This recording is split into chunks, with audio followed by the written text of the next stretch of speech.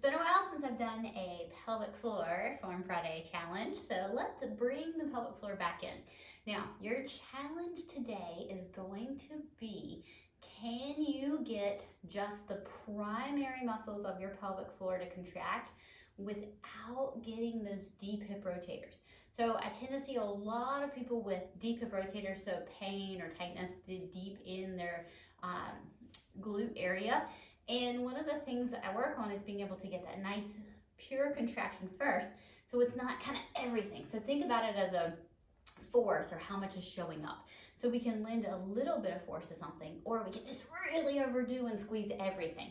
And I think until we have mastered that little bit of force, we shouldn't be bringing it all in. All right, now how are we going to test this? What I want you to do is sit down so you can feel your sits bones. Okay, you can sit in a chair. You can stand and place your fingers on your sits bones. So maybe I would challenge you to try it both ways. And what I want you to do is I want you to think about your pelvic floor. And I want you to think about contracting your pelvic floor, so squeezing it and lifting it. And what I want you to do is feel that happening without feeling anything pulling on your sits bones, okay? So the sits bones are the bones you feel touching the ground, your ischial tuberosities.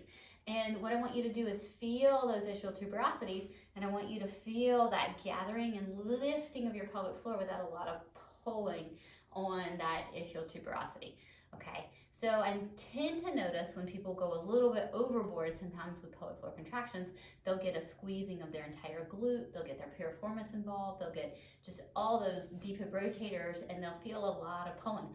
And on that side, oftentimes it's one side more than the other.